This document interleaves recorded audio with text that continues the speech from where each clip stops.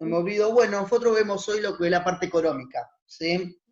Puntualmente lo que tiene que ver con el modelo agroexportador, un tema que seguramente desde la carrera de geografía lo han visto con otras materias, lo más probable.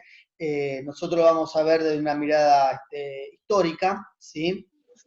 Comparto, lo vemos de un texto que es una obra clásica de Romero y Rothman, son los autores. Ustedes me avisan cuando ya lo pueden ver, ¿sí? A la placa.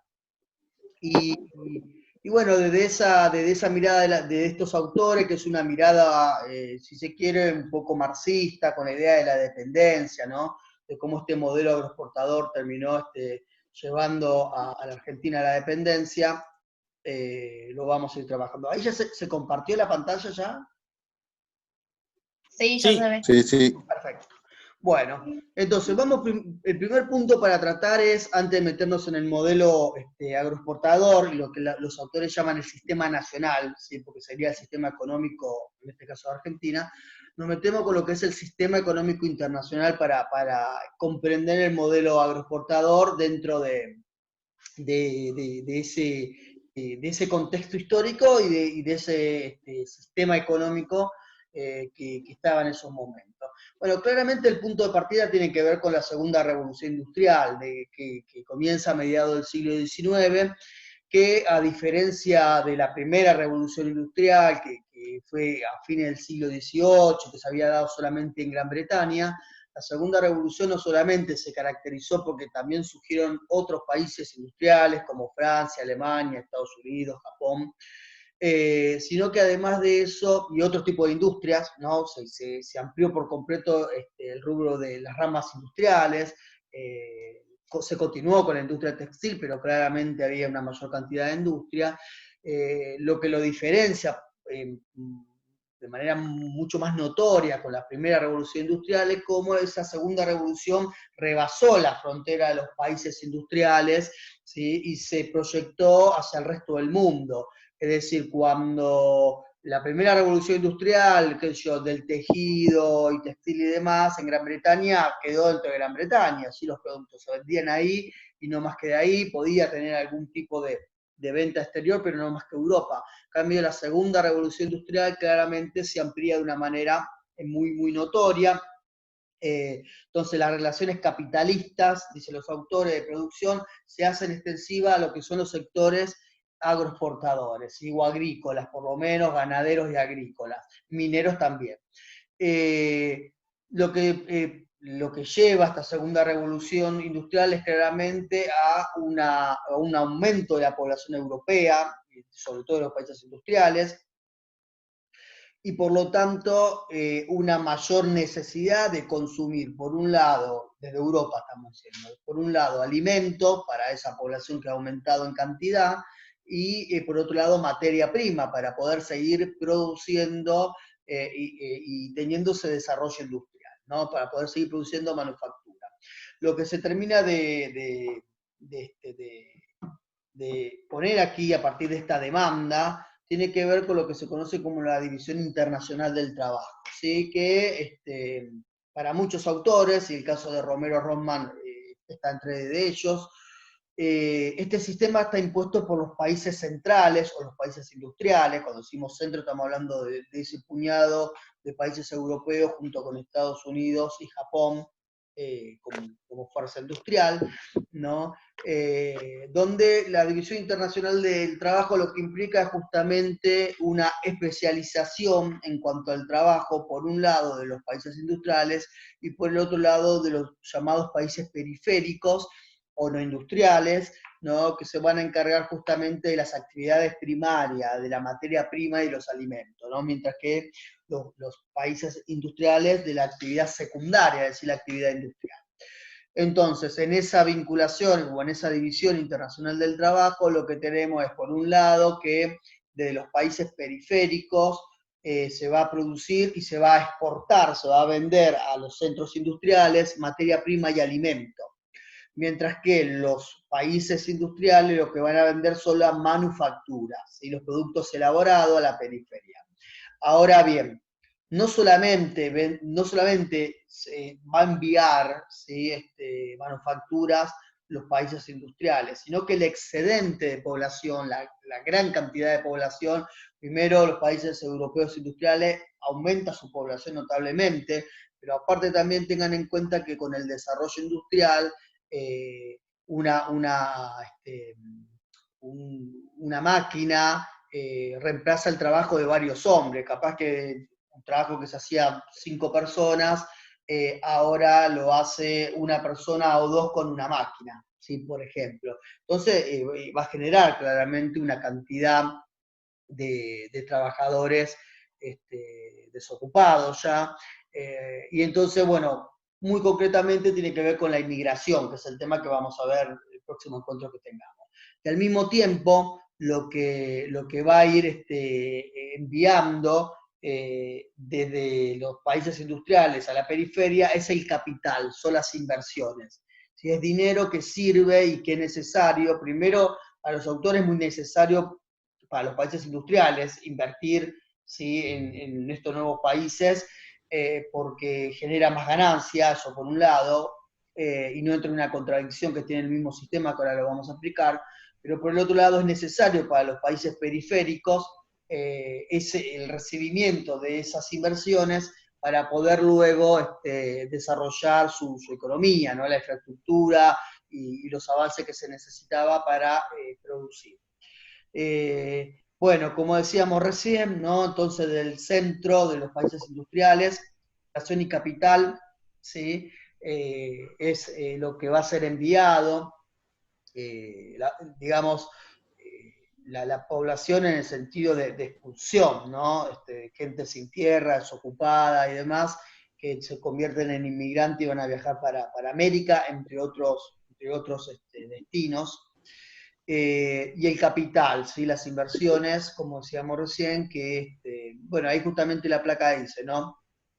Requerimiento de esas regiones para expandir la producción y la producción, ¿no? Es decir, tanto América, ¿sí? O la periferia, o Argentina, dentro de esa periferia, necesitaba de mano de obra, claramente la mano de obra inmigrante y europea para la elite política era mejor, eso lo vamos a ver en un tema puntual sobre inmigración, pero aparte necesitaba también del capital para poder desarrollar la línea de ferrocarril, mejorar las rutas, el puerto, ¿sí? Todo lo que tenía que ver con la infraestructura. Entonces, por un lado, estos países periféricos van a necesitar esto, pero por el otro lado, ¿sí? Lo que dicen los autores, que este movimiento de población y de capital también sirve como necesidades internas de los países centrales, ¿sí? Es decir, para Gran Bretaña, para Francia, para Bélgica, es necesario esa expulsión de gente, esa inmigración, porque justamente el sistema capitalista crea esa contradicción, ¿no? Un avance industrial importante, cada vez más personas se están quedando sin trabajo, sin tierra en la parte rural y demás, ¿no? Entonces servía justamente para evitar. Pero aparte de eso, el capital, porque lo que mencionan los autores, que justamente con el capital ayudó en la periferia la solución de la tasa de creciente de excedente. ¿Qué quiere decir eso? Quiere decir de que, a ver, está el boom de la segunda revolución industrial, se quedan fábricas, se vende, bueno, perfecto. Pero después llega un momento en que entra en una meseta, ¿sí? Entonces, poder, parte de ese dinero, ya ya ahorrado o ya tenido contenido, poder invertirlo en otros lugares, donde se desarrolla un tipo de actividad primaria, evidentemente permitía que no decreciera la ganancia, todo lo contrario que siguieran ganando. Bueno, habían como regiones particulares, ¿no? El texto dice que la región es más apta para que vayan inmigrantes y para que vaya inversión, capital, ¿sí? Eran las zonas templadas, con esto hay que tener cuidado, porque también, qué sé yo, por ejemplo, Brasil con el café tuvo una cantidad de inversión y de inmigración muy importante. Pero bueno, sin ninguna duda el Río de la Plata, Uruguay y Argentina, sin ninguna duda fue de los países con una gran cantidad de inmigrantes y una gran cantidad de capital que llegó para desarrollar. Entonces, como requisito que tenían que tener esas regiones para ser más aptas era clima templado, y por otro lado lo que dicen espacios vacíos. Los espacios vacíos serían justamente grandes extensiones de tierra donde se pueda llevar adelante este tipo de actividad primaria, ¿no? Recuerden de que esto estaría ligado con lo último que vimos, la llamada conquista del desierto, entre comillas, para el caso argentino, ¿sí?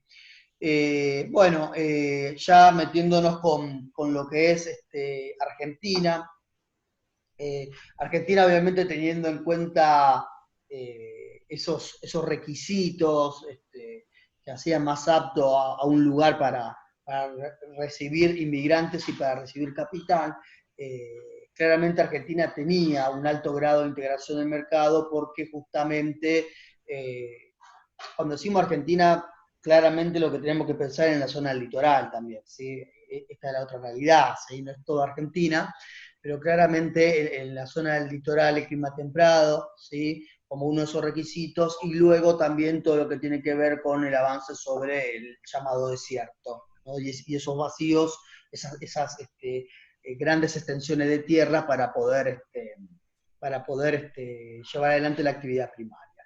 Entonces, en realidad, Argentina contaba, ¿sí? con esas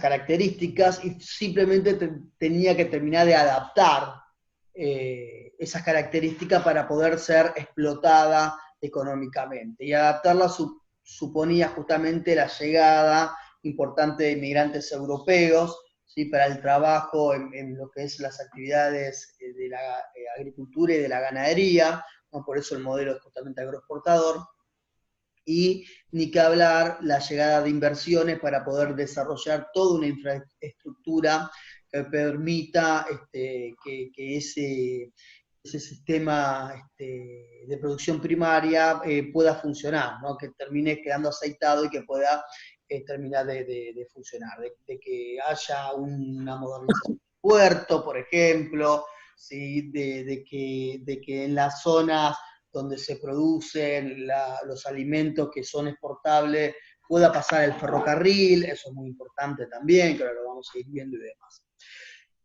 Bueno, el modelo agroexportador y esa inserción de Argentina en la economía internacional claramente terminó de marcar diferencia dentro del territorio, ¿no? De un país muy amplio, ¿no? Muy alargado, donde la diferencia quedó muy enmarcada entre el litoral y el interior. Claramente el litoral es el que recibe la inmigración, las inversiones y demás, y el interior, o gran parte del interior por lo menos, es el que se va a terminar quedando estancado y hasta incluso no solamente no se va a beneficiar con el modelo agroexportador y con las exportaciones y las importaciones europeas, sino que justamente las importaciones europeas van hasta inclusive perjudicar el desarrollo económico de algunas regiones del interior.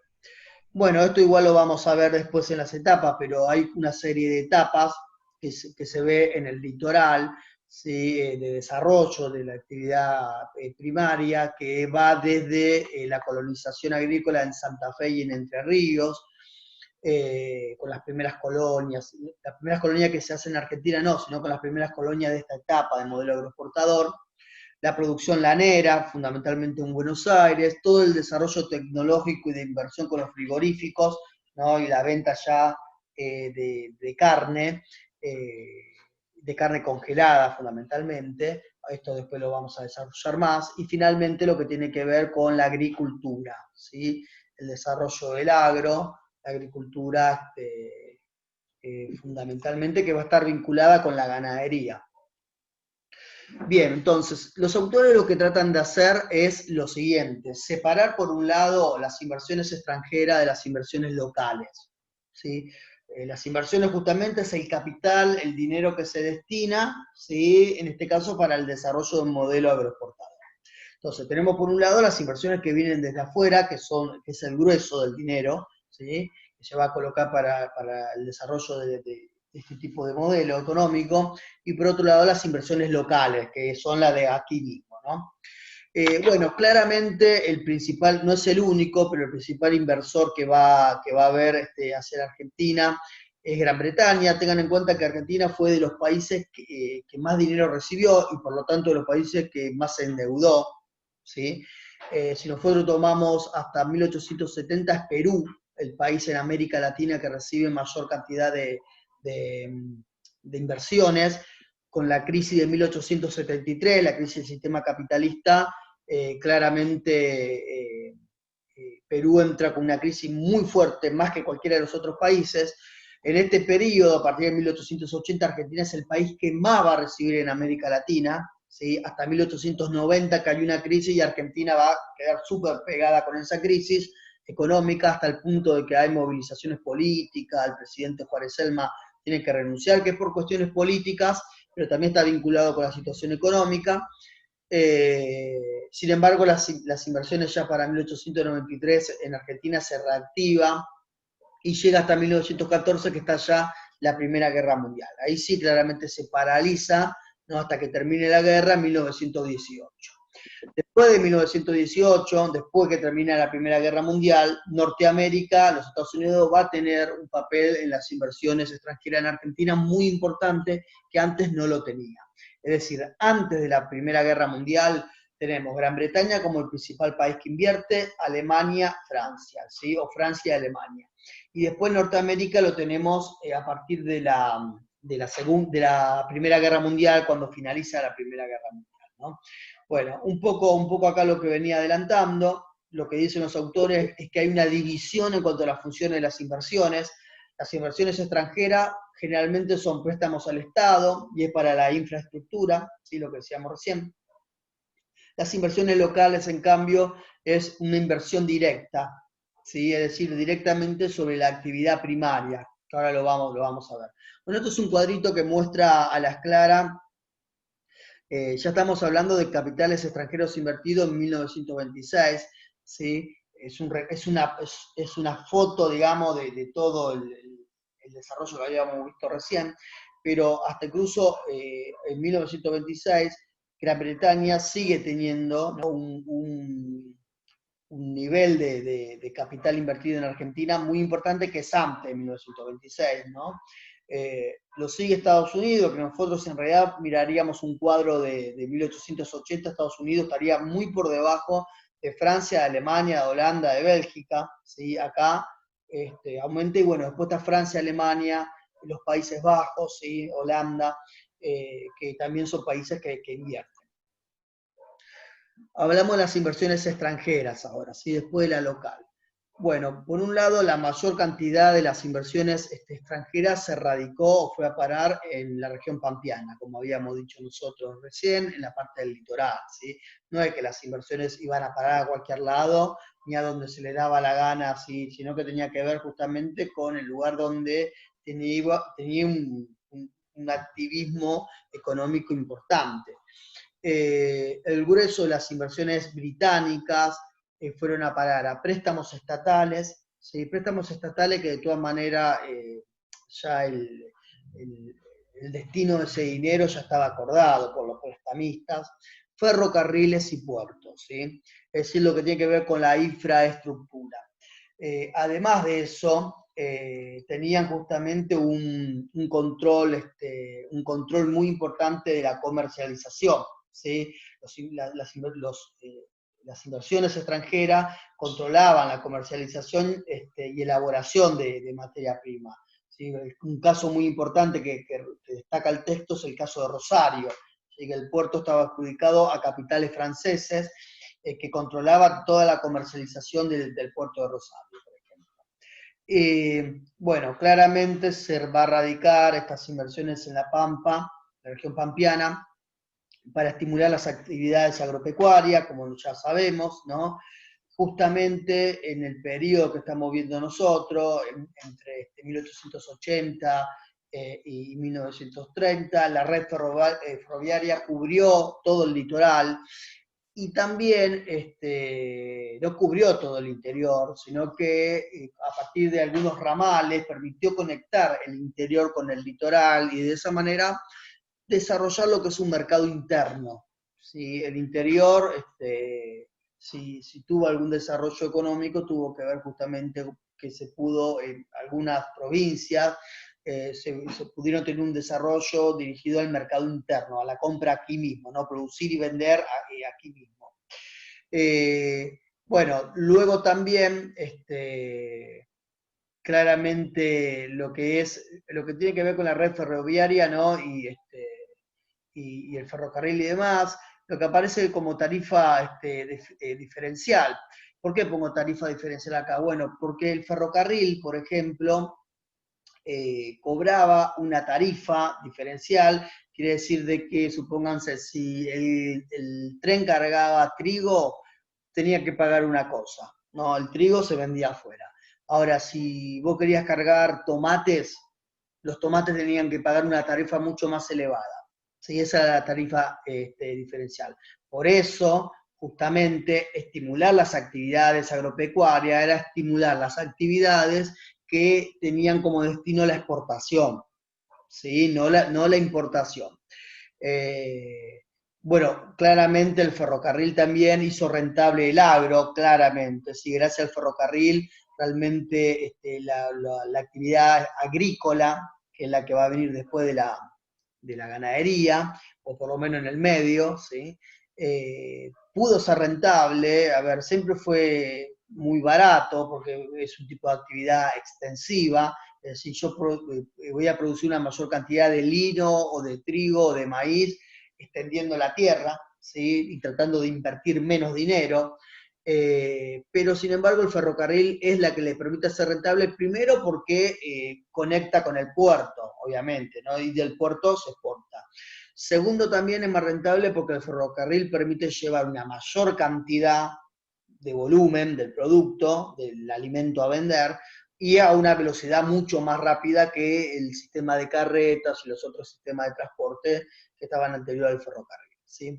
El ferrocarril también claramente originó nuevos centros urbanos activos, ¿no? De hecho, muchas veces tenemos como la contrapartida de esto, ¿no? Cuando se cierra un ramal de un ferrocarril y con los años un pueblo termina de desaparecer, ¿no? El pueblo o la ciudad que se forma alrededor del ferrocarril termina de desaparecer si es que no tuvo todo un desarrollo importante. Y claramente el ferrocarril lo que terminó de hacer es de consolidar a Buenos Aires como el centro importador-exportador, ¿sí? En Argentina, ¿sí? Porque cuando vemos los ramales del ferrocarril, la gran mayoría de los ramales terminan, ¿sí? O comienzan o terminan, como lo miremos, según como lo miremos, justamente en la ciudad de Buenos Aires, en el puerto de Buenos Aires, ¿no? Claramente los inversionistas van a tener ganancias muy, pero muy importantes, ¿no? Ganancias que vienen por el solo hecho de la inversión y que se tiene que devolver el dinero con los intereses y demás, pero aparte también hay otros negociados como por ejemplo las concesiones de tierra. Y volvemos al caso del ferrocarril. Es muy clásico que el tendido del ferrocarril, la empresa extranjera, la inversión extranjera, ¿no? Invierte un extranjero, pero al mismo tiempo se contrata una empresa extranjera y los materiales para hacer, los rieles y las máquinas, todo se compra todo en Gran Bretaña, ¿sí? Y aparte de eso, esas empresas extranjeras terminaban con concesiones de tierra, se le daba tantas leguas de un lado y del otro en el extendido del ferrocarril, ¿no? Que justamente eran empresas que después terminaban vendiendo la tierra y demás. Bueno, acá tenemos un claro ejemplo de eso, ¿no? Una imagen que tiene que ver con la línea de trenes y cómo termina, por ejemplo, de determinar a Buenos Aires como el centro importador y importador porque llegan los productos, ¿no? De Europa, y exportador porque sale. Justamente acá tenemos el puerto de Buenos Aires y miramos todos los ramales, todos terminan o comienzan allí, ¿no? Y de hecho también lo que está bueno para apreciar de este mapa que está en el texto, es que si miramos el tendido del ferrocarril hasta 1879, que son con estas puntas que están acá, es simplemente aquí, aquí, aquí y acá arriba, ¿sí? Y nada más. En cambio, si miramos en línea, que va desde el 80 hasta 1914, se da prácticamente todo el tendido del ferrocarril en lo que es el litoral y algunas conexiones o conexiones con el interior, ¿sí? Pero se da todo el tendido del ferrocarril, ¿no? Se termina dando entre 1880 y 1914. Bueno, las inversiones locales. Con respecto a las inversiones locales, como dijimos, estaban orientadas fundamentalmente a lo que es la actividad primaria, no la infraestructura, ¿no? Entonces, por un lado, estas inversiones locales buscan la adquisición, ¿sí?, de tierra y la especulación de tierra. Es decir, comienza justamente a acrecentarse mucho el valor de la tierra. Por el otro lado también, el desierto, como lo habíamos dicho nosotros la clase anterior, el desierto queda para los terratenientes, o queda en manos de los terratenientes, y estos terratenientes se terminan de asegurar por lo menos dos cosas. Primero, la existencia de latifundios, de grandes territorios, grandes extensiones. Vuelvo a repetir, la producción, el modelo agroexportador en Argentina es un modelo de baja inversión, ¿sí? Cuando digo baja inversión quiero decir, vienen un montón de capitales europeos, pero para el ferrocarril, el puerto, toda la infraestructura. Pero lo que es la producción en sí, que son las inversiones locales, las inversiones son realmente bajas, ¿sí? Son realmente bajas. Entonces, prácticamente aquí permite, por un lado, al ser baja, quiere decir de que el tipo de producción es extensiva. Yo voy a criar más vacas ampliando las tierras para pastar, ¿sí? O voy a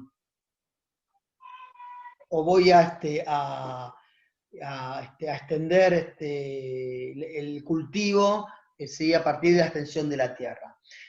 Por un lado se asegura los latifundios como concentración de tierra, y por el otro lado la disponibilidad de mano de obra, ¿sí? ¿Por qué? Bueno, porque los inmigrantes que van a venir, algunos con intenciones de ser pequeños propietarios, de tener alguna hectárea o algunas hectáreas para poder producir por su cuenta, no lo van a poder tener, sino lo van a, porque las tierras ya están repartidas y demás.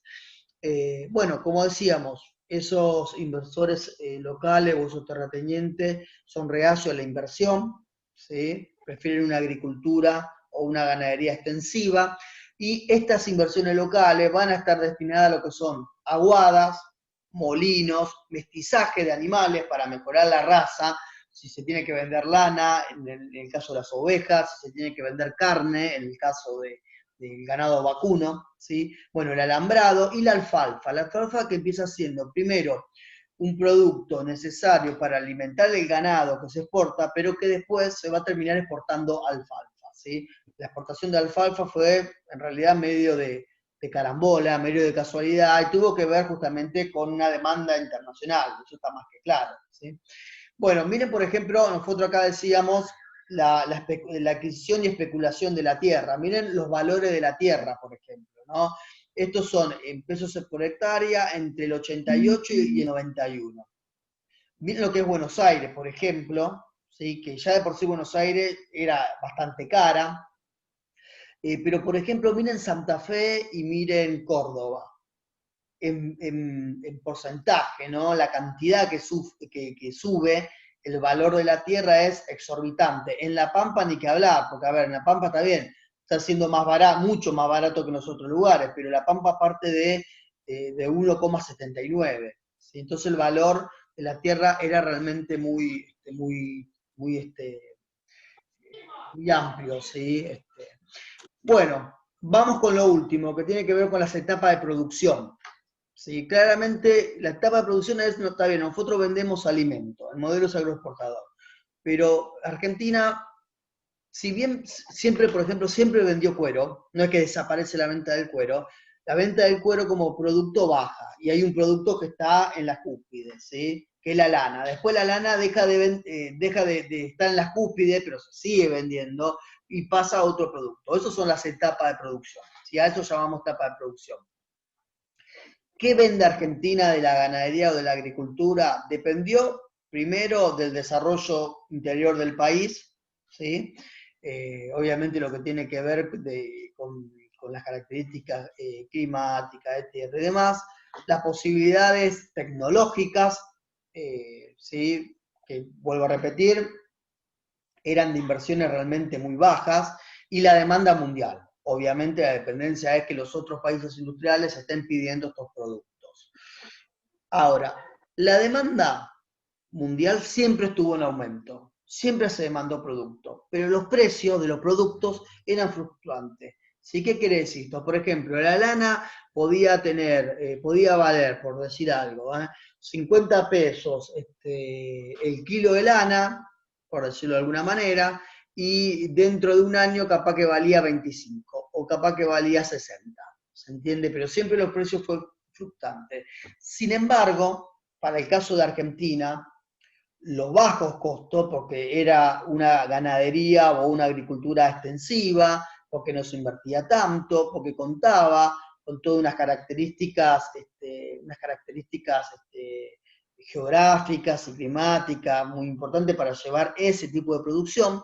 Esos bajos costos permitieron superar, ¿no?, esa situación cuando los precios bajaban. Los precios internacionales podían bajar, pero la Argentina seguía vendiendo, seguía exportando. Eso es lo que se conoce como ventajas comparativas. ¿Qué es ventaja comparativa? Bueno, ver que el país cuenta con unas condiciones naturales que le saca ventaja al otro país que quiere exportar. Un ejemplo, nuestro país, la lana competía contra Australia y competía contra Rusia. Rusia tenía un problema, que eran las razones climáticas. Acá el invierno en Argentina, nada, el establo llevaba bajos recursos, porque era un techito nada más. ¿Sí? En cambio en Rusia se tenían que hacer todo un establo muy importante, conseguir alimento, comprar grandes cantidades de alfalfa o otro tipo de alimento para el ganado, porque el hielo cubría todo, ¿sí? Quemaba todo el vegetal. Entonces a eso llamamos ventajas comparativas. Hay tres grandes etapas, ¿sí?, de producción. Por un lado, la de 1955, que tiene que ver fundamentalmente con la lana. Acá se da lo que se conoce como el proceso de merinización. Explico. El lugar más fértil, la tierra más fértil, estaban los animales que era el vacuno criollo. El vacuno criollo era una vaca muy flaca, pero con un cuero muy importante y grueso, porque el cuero era lo que se vendía del animal, era lo más importante, lo que se portaba. También se vendía tasajo, carne secada al sol y demás, ¿no? Para mercados esclavistas, Cuba, por ejemplo, a Brasil, pero no más que eso, no podía vender esa carne a Europa. Entonces, a partir de la lana, lo que se va a hacer es lo siguiente: ese ganado, ese vacuno criollo, se va a desplazar para el sur, y la parte del litoral, Buenos Aires, Santa Fe, Entre Ríos, van a estar justamente ovejas, ovino, pero un tipo de ovino que es el merino. El merino es un ovino muy pequeño, pero que tiene una gran cantidad de lana. Acá lo que importaba era la lana, ¿sí? Entonces, el valor de la exportación, para que uno se dé una idea, un vacuno criollo tenía como valor de exportación un 80%, mientras que un ovino por la lana tenía un 700%. Se comprende en precio, en valor, ¿sí?, lo que podía llegar de dinero a partir de cada uno de sus animales. Bueno, iba a competir con Australia y con Rusia. Con Rusia tenía ese problema. Australia en realidad vendía lo que se conoce como lana limpia y Argentina lana sucia. La lana de Argentina se esquilaba la oveja, se metía en las bolsas y se la vendía. En cambio, Australia limpiaba todas esas lanas, ¿sí?, y demás. Pero bueno, la lana que vendía Argentina claramente estaba destinada. Bélgica compraba mucho, Francia compraba mucho, y estaba destinada a determinados productos con la lana, así como por ejemplo, hay esto que va en el piso, alfombras y demás, para hacer esos tipos de productos. En la segunda etapa tiene que ver, en realidad la segunda etapa tiene que ver con un desarrollo de la agricultura, ¿sí?, que es en 1880, pero que va de la mano de la ganadería. Por eso que ponemos acá las fechas así. En 1890 hay una gran tecnificación, se crea el frigorífico, ¿sí? La carne primero se había probado a partir de la carne enfriada, y después ya de la carne congelada. Y la carne enfriada, la verdad es que se había hecho un experimento de exportar carne congelada de Argentina a Europa, y la verdad que había llegado en mal estado, ¿sí? Pues los barcos tardaban bastante y había llegado en mal estado. Ahora con el frigorífico y ya la carne congelada, la carne llegaba en perfecto estado, ¿no? Argentina había intentado exportar carne, primero exportaba a los centros esclavistas la carne, el tasajo, que era una carne durísima, ¿no? Que era secada al sol y demás. Pero intentó exportar carne a Europa con animales vivos, ¿sí? Lo que se conoce como ganado a pie. Subirlo en el barco y listo. Pero lo cierto es que una gran cantidad de esos viajes terminaban en pérdida porque justamente con que se enfermaban 1, 2, 3 animales ahí, terminaban de enfermar el resto de los animales y terminaban tirando todos los animales al, al océano. ¿Sí? Entonces no, realmente fue algo que no funcionó hasta el frigorífico. Bueno, se va a cortar ahora, ¿sí? Ingresamos si es un ratito más, porque ya terminamos, son algunas placas más, y después si tienen alguna pregunta para agregar, lo pueden hacer, ¿sí? Hola Guillermo, que no te vi, eh, está también, Hola, ¿qué tal? ¿cómo te va? Está Rosaura. Bueno, no sé si se cambió el nombre, supongo de que no, pero bueno, veo que hoy en día, Está de moda. hoy en día, yo también. Y vamos a lo último que quedaba, que es muy poquito, así ya terminamos. Me avisan ustedes cuando se logra compartir, cuando pueden ver la placa, me avisan, ¿sí? ¿Ya se ve? No, todavía no.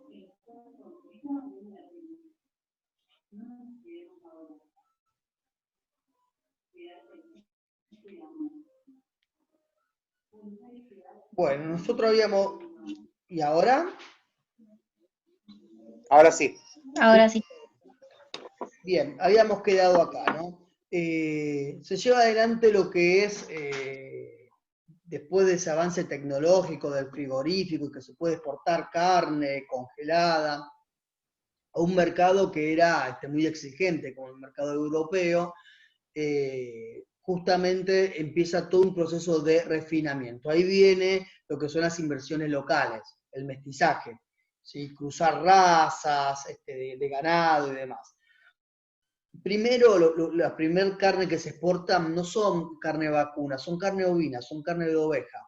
El merino, ¿sí? La oveja que habíamos dicho que tenía un montón de lana, pero era un animal muy flaco, muy pequeño, pero tenía una gran cantidad de lana, va a ser reemplazado por el ovino Lincoln, que tiene mucho menos lana, pero que son mucho más grandes. ¿Sí? Esto era por la carne.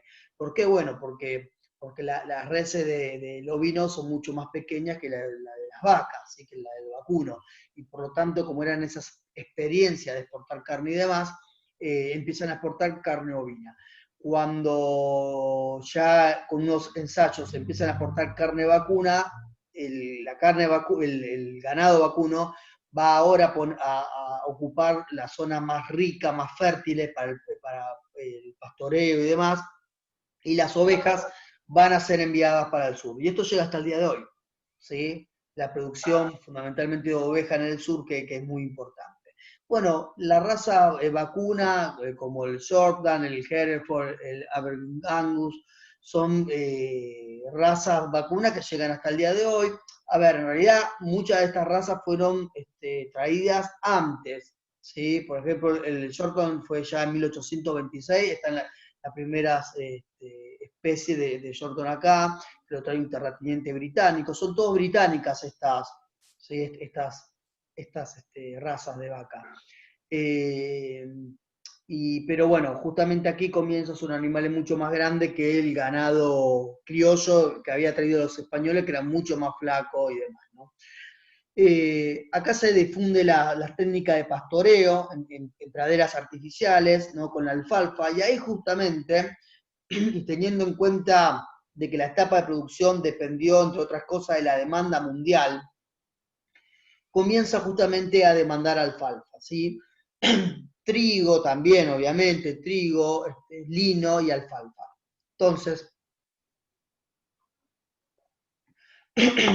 Entonces, justamente ahí comienza y se vincula la agricultura con la ganadería. 1880 es como el punto de partida de la agricultura, también un cultivo extensivo, de baja inversión, pero de muy altas ganancias porque realmente era muy baja la inversión.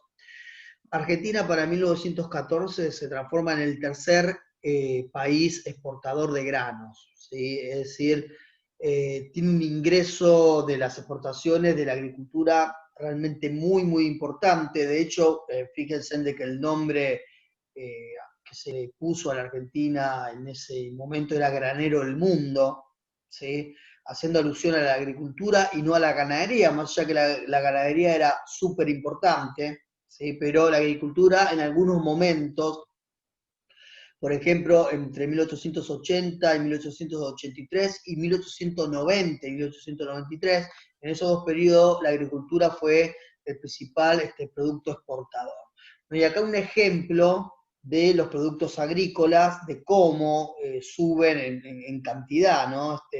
De producción, ¿no? Esto tiene que ver con la cantidad de tierra que se utiliza en hectáreas, que se utilizan para cultivar, para exportar. ¿Sí? Antes la alfalfa se cultivaba simplemente para que después las ovejas o las vacas lleguen a pastear. Entonces, bueno, el trigo muy clásico, evidentemente, ¿no? Miren cómo del 88 al 95 pega un zarpazo tremendo. Sigue con el mismo ritmo a comienzo, en la primera década del siglo XX, en 1908, y ya en el borde de la guerra ya aumenta, pero no aumenta con la cantidad, de un porcentaje, decimos, ¿sí? Como había sido con anterioridad.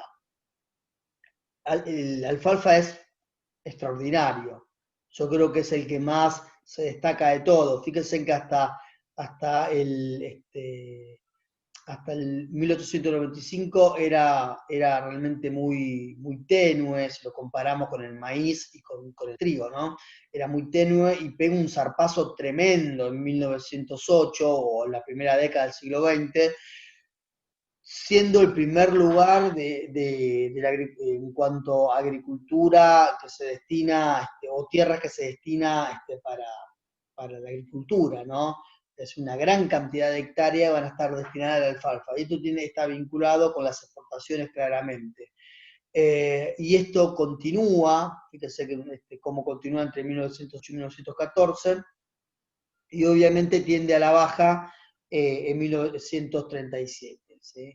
Tiende a la baja. Bueno, el maíz lo mismo, el maíz es sorprendente acá, ¿no? Cuando comienza la guerra y ya en el 37, donde hay evidentemente esto tiene que ver, acá lo que nosotros no estamos viendo es, bueno, los países que exportaban estos productos a nivel mundial, ¿qué está pasando? Muy posiblemente de los principales exportadores de maíz, muy posiblemente haya tenido algún tipo de problema y entonces Argentina está como cubriendo esa demanda, ¿se comprende? Para terminar, ya la última placa tiene que ver con el interior. Hasta acá hablamos del litoral, que obviamente es el que se desarrolló con la agricultura y la ganadería y demás, y el modelo agroexportador.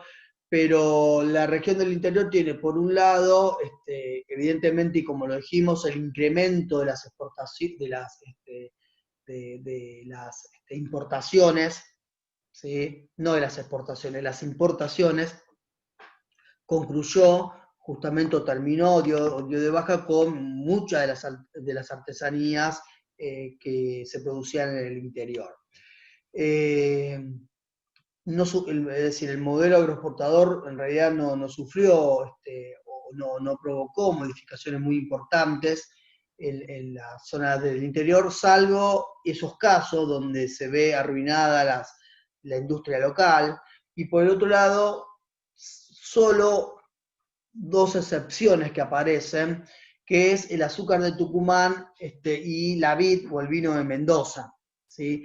Pero acá hay que tener cuidado, porque en realidad el desarrollo económico de Tucumán y de Mendoza en este periodo no tiene que ver con el modelo agroexportador, no tiene que ver con las inversiones extranjeras y demás, sino que tiene que ver justamente con un apoyo muy importante que tiene el Estado Nacional hacia estos dos tipos de productos, ¿sí?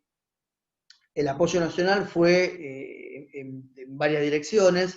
Primera, el de otorgar créditos o préstamos, ¿no?, de los bancos nacionales, ¿sí? Préstamos súper accesibles a larguísimo plazo para los terratenientes que tenían los cañaverales de azúcar o la vid, ¿sí?, en Mendoza.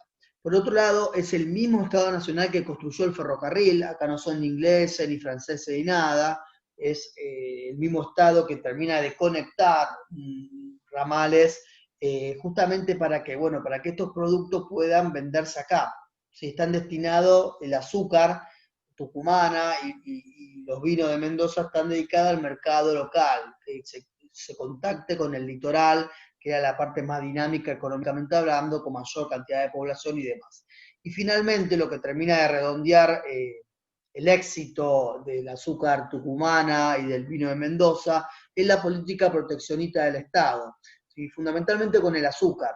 Por ejemplo, el Estado cobraba un impuesto adicional al ingreso de azúcar caribeña o el azúcar caribeña o el azúcar brasilera, que era mucho mejor en calidad y en precio, era mucho más barato que el azúcar tucumana, pero justamente esa política arancelaria de aumentar los impuestos de aduana para esos productos hacían o propiciaban el desarrollo y la venta del azúcar tucumana acá, ¿no?, porque la terminaba protegiendo justamente el Estado, ¿sí?